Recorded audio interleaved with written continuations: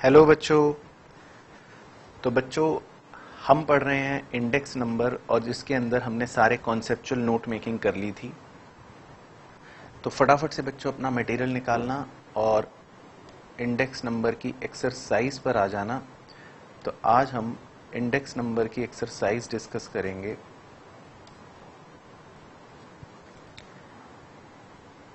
चलो तो सब बच्चे फटाफट फटाफट आ गए, आ जाओ। सबसे पहले question number 1। A series of numerical figures which show the relative position is called। कह रहा है कि एक न्यूमेरिकल फिगर्स की सीरीज है, ठीक है ना, जो रिलेटिव पोजीशन शो कर रही है।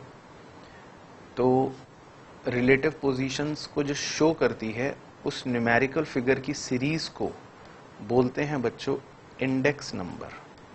ये इंडेक्स नंबर की ही परिभाषा होती है कि it is a series of numerical figures which show the relative position. तो बेसिकली जो उसने फर्स्ट क्वेश्चन में पूछा है कि ये क्या है, तो ये इंडेक्स नंबर है। It is known as index number. तो यानी ऑप्शन ए। उसके बाद सेकंड में पूछ रहा है index number for the base period is always taken as. ठीक है, तो बच्चों बेस ईयर होता है एक और एक होता है करंट ईयर। अब मान लेते हैं बेस ईयर में हमारे प्राइजेस हैं 250 और करंट ईयर में हमारे प्राइजेस हैं या कुछ भी है, मान लेते हैं 350। तो बेस ईयर जो होता है बच्चों, बेस ईयर में इंडेक्स नंबर हमेशा 100 लिया जाता है, यानी कि ये बेस है। तो बेस ईयर को हमेशा क्या लिया जाता है, इंडेक्स नंबर को 100 लिया जाता है। तो उसने ये पूछा कि index number for the base period is always taken as, तो it is always taken as 100। अब बाकी ईयर्स में जो भी प्राइस रहेंगे वो अकॉर्डिंगली निकल जाएंगे। वो हो सकता है 125 निकल जाए, 122 समथिंग निकल जाए, कुछ भी निकल जाए, लेकिन बेस पीरियड का इंडेक्स नंबर क्या रहेगा, हमेशा 100। तो ऑप्शन नंबर डी। उसके बाद थर्ड पूछ रहा है dash play a very important part in construction of index number। अब इंडेक्स नंबर के कंस्ट्रक्शन में सबसे इंपॉर्टेंट पार्ट जो रोल है या सबसे इंपॉर्टेंट पार्ट जो प्ले करता है वो किसका होता है, वो होता है क्वांटिटी का। और क्वांटिटी को हम वेट्स भी बोल देते हैं, है ना, क्योंकि किसी भी इंडेक्स नंबर में क्वांटिटी तो होनी ही चाहिए। Q0 Q1 इन्हें वेट्स बोल देते हैं। तो यानी कि इंडेक्स नंबर में सबसे जरूरी चीज क्या है, क्वांटिटी या वेट्स। क्लासेस कोई जरूरत नहीं है, वो तो वैसे भी नहीं है, एस्टिमेशन हम करते नहीं है। तो इसीलिए सबसे जरूरी क्या है, क्वांटिटी या वेट्स, ए। उसके बाद है dash is particularly suitable for construction of index number. कह रहे इंडेक्स नंबर को कंस्ट्रक्ट करने के लिए क्या सबसे सुटेबल होता है। तो बच्चों हमने नोट्स में भी इसकी चर्चा करी है और अपने लेक्चर के दौरान भी कई बार मेरे मुंह से ये बात निकली है कि सबसे बढ़िया जो मीन होता है कंस्ट्रक्शन ऑफ इंडेक्स नंबर के लिए वो होता है ज्योमेट्रिक मीन। तो इसीलिए इसका आंसर बन जाएगा ऑप्शन नंबर सी।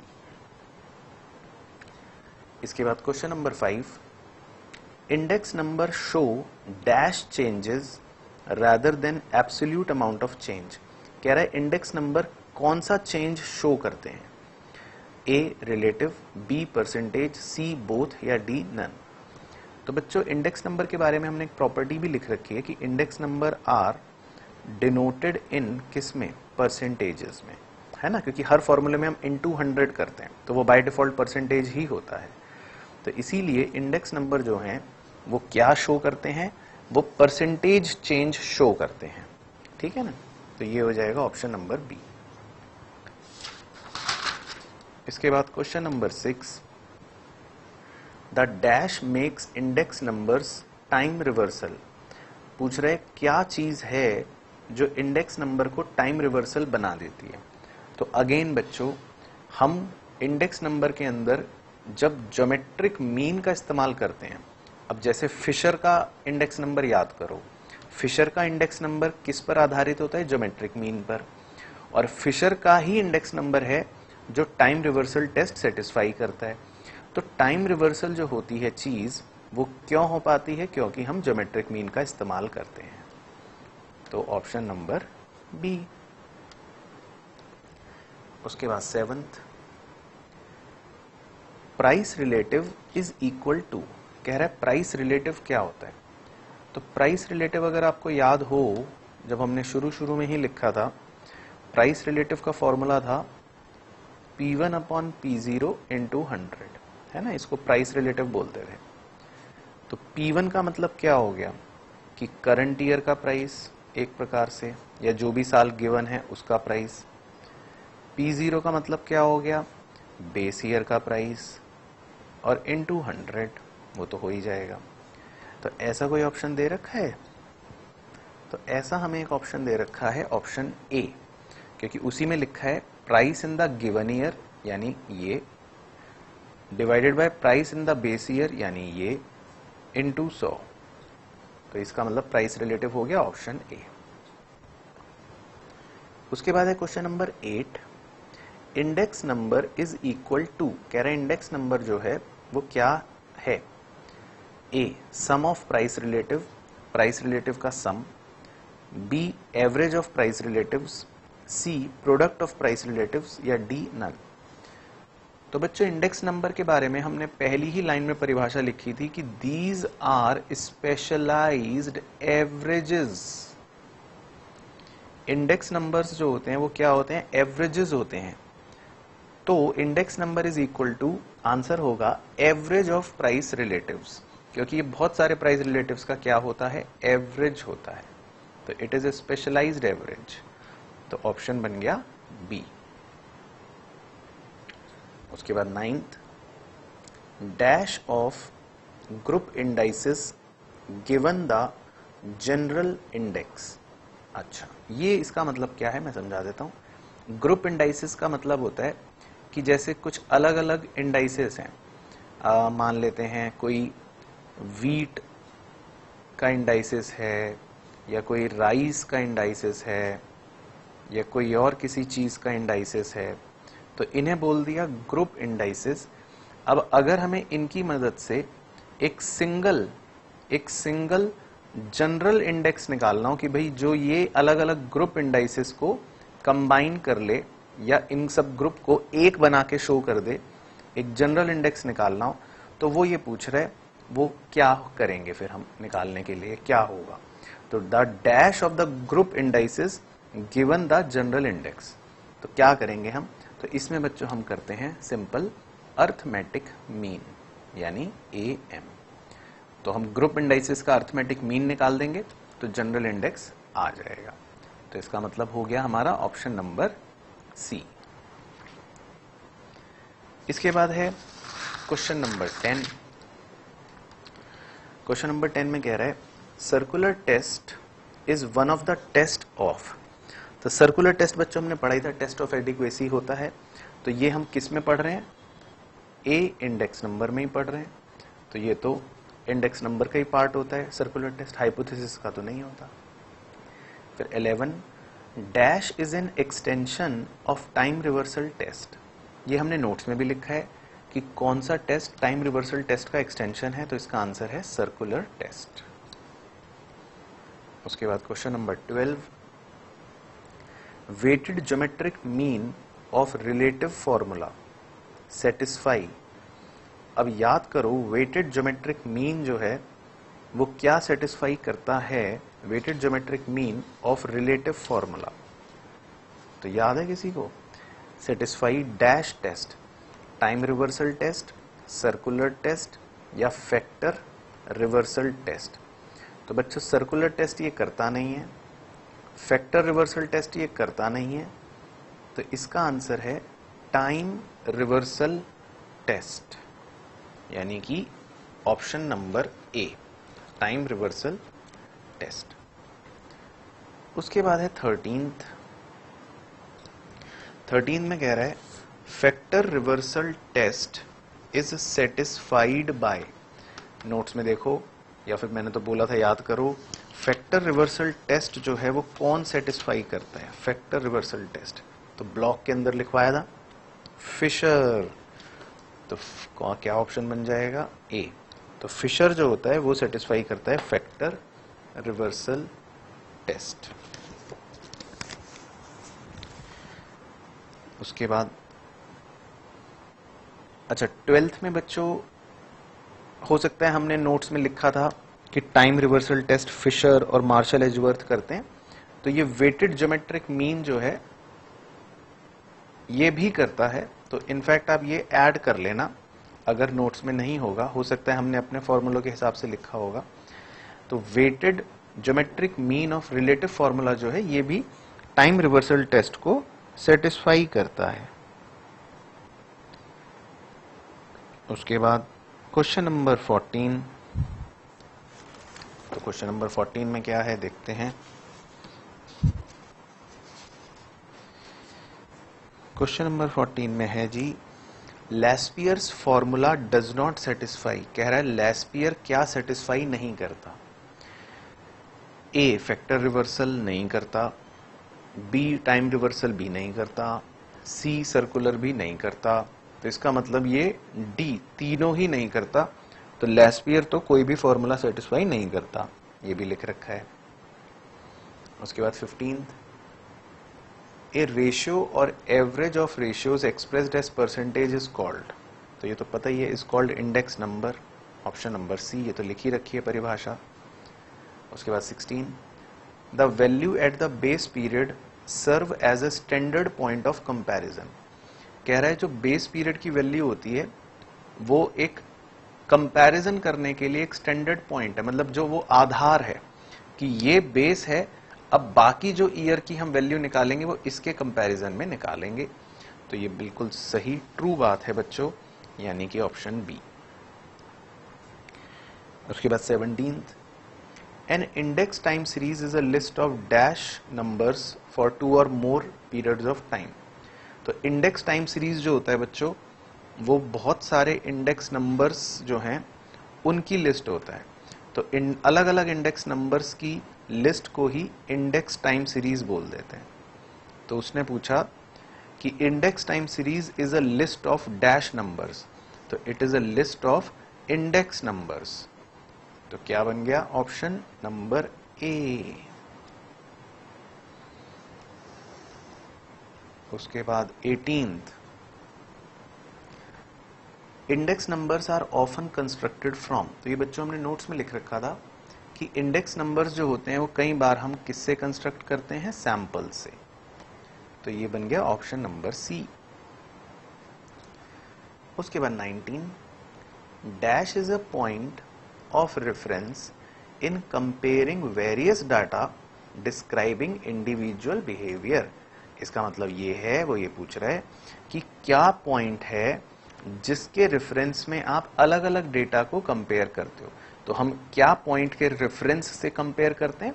हम एक बेस पीरियड के रेफरेंस से कंपेयर करते हैं। तो इसका ऑप्शन बन जाएगा बी।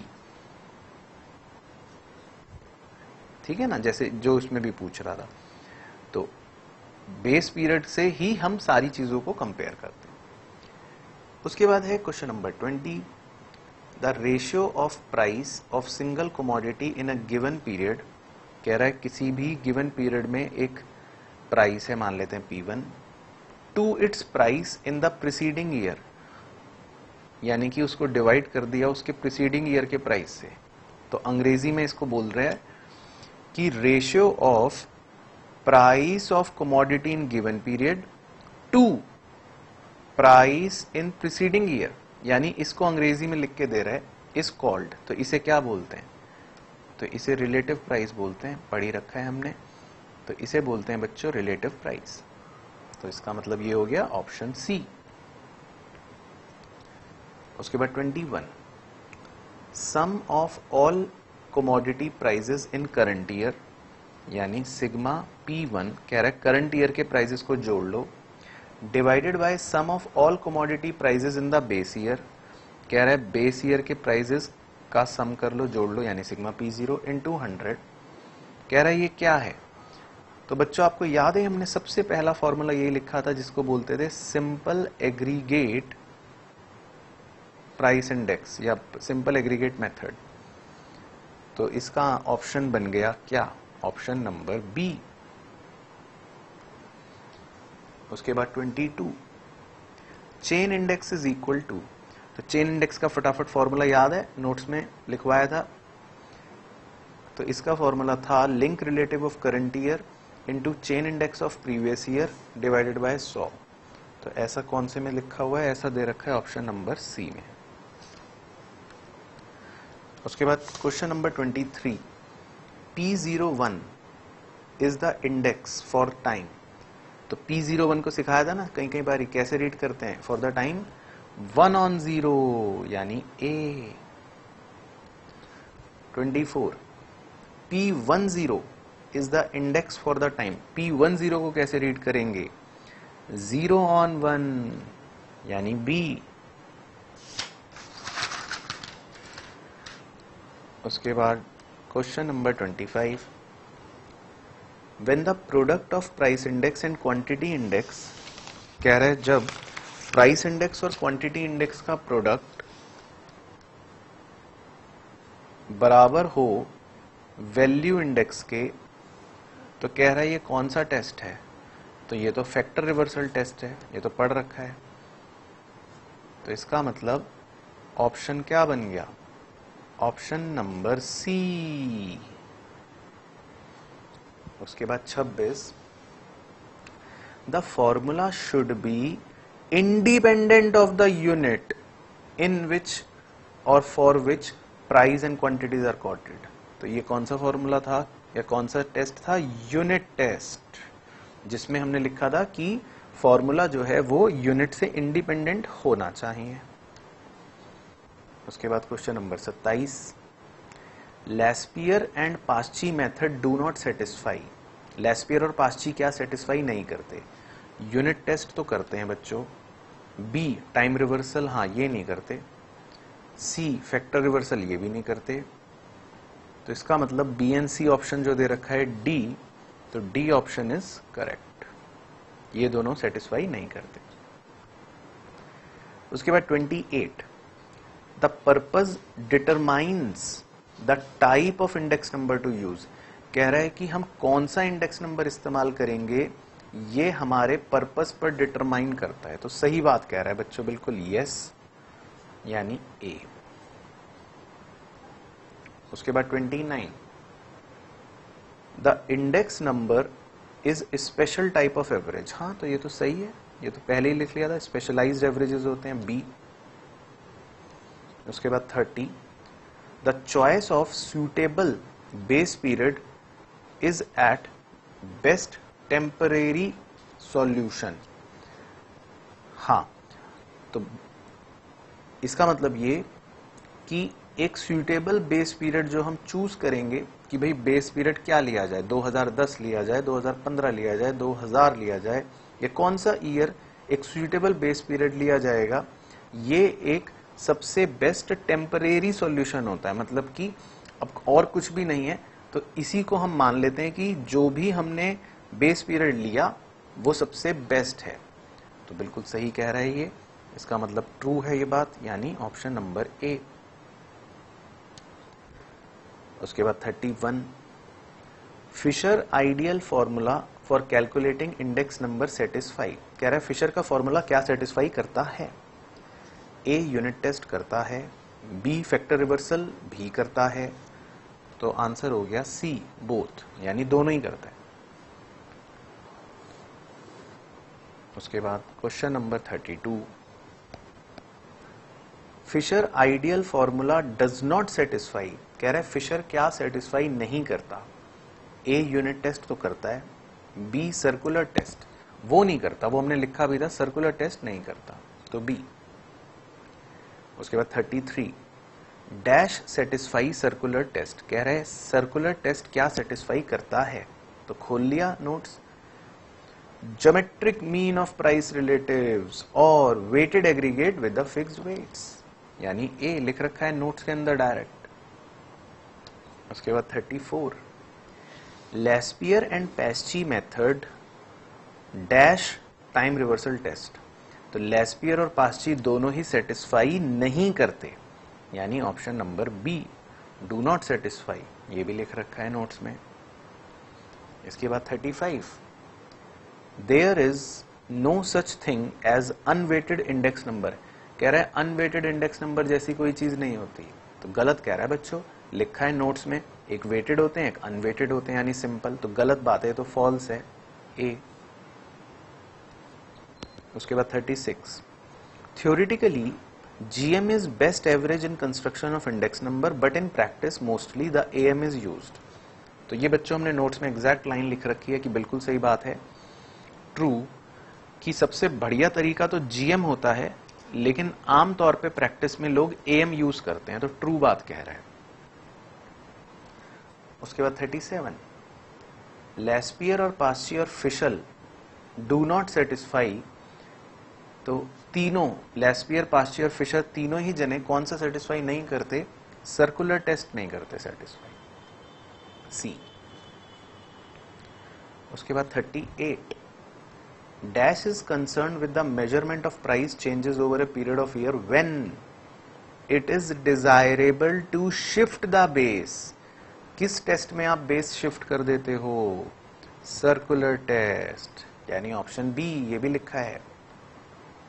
उसके बाद 39, the test of shifting the base is called. कौन से टेस्ट में आप बेस शिफ्ट करते हो? सर्कुलर टेस्ट, यानी सी। देख रहे हो, सेम क्वेश्चन दो बार। उसके बाद question number 40, the formula of conversion to current value. तो डिफ्लेटेड फॉर्मूला क्या था डिफ्लेटेड वैल्यू का? डिफ्लेटेड वैल्यू का फॉर्मूला लिखवा रखा है नोट्स में, चेक करो, price index of current year divided by current value. तो किसमें दे रखा है? ये दे रखा है ऑप्शन नंबर बी। उसके बाद 41, शिफ्टेड प्राइस इंडेक्स। तो शिफ्टेड प्राइस इंडेक्स का फॉर्मूला लिखवाया है, चेक करें बच्चों, original price divided by price index of the year on which it is to be shifted into 100। तो वही दे रखा है, यानी ट्रू दे रखा है, तो ऑप्शन ए। उसके बाद 42 में पूछ रहा है, the number of test of adequacy. कह रहे टेस्ट ऑफ एडिक्वेसी कितने हैं? तो unit test, circular test, factor reversal test, time reversal test. तो 4 होते हैं, लिख रखे हैं 4, तो यानी कि ऑप्शन डी। उसके बाद 43, we use price index numbers. कह रहे हैं हम प्राइस इंडेक्स नंबर्स इस्तेमाल करते हैं to measure and compare prices, B to measure prices, C to compare prices, none. तो बच्चों हम मेजर भी करते हैं, नापते भी हैं, और कंपेयर भी करते हैं, इस साल इतना है, उस साल इतना है, उस साल इतना है। तो मेजर और कंपेयर दोनों ही करते हैं, यानी ए। और 44, सिंपल एग्रीगेट ऑफ क्वांटिटीज। कह रहा है अगर हम क्वांटिटीज का सिंपल एग्रीगेट ले रहे हैं तो it is a type of, तो it is a type of quantity index, है ना, उसे क्वांटिटी इंडेक्स बोलेंगे, जिसमें हम सिंपल एग्रीगेट ऑफ क्वांटिटी ले रहे हैं। तो यानी ऑप्शन नंबर बी। तो ये थे बच्चों इंडेक्स नंबर के क्वेश्चन। देखो आपने देखा होगा कि इसमें कैसे थ्योरेटिकल क्वेश्चन आते हैं, और छोटे मोटे एग्जाम्पल्स भी हमने करके फॉर्मूले भी डिस्कस कर लिए थे, उनका एप्लीकेशन भी डिस्कस कर लिया था। तो आप रिवाइज अच्छे से जरूर कर लेना, ताकि ये चैप्टर में 2 नंबर का जो क्वेश्चन आएगा, 2 क्वेश्चन कम से कम वो पक्के, और इसमें पूरी उम्मीद है कि इसी में से इसी तरह का एक थ्योरेटिकल क्वेश्चन आता है। तो नोट्स अच्छे से लर्न जरूर करना।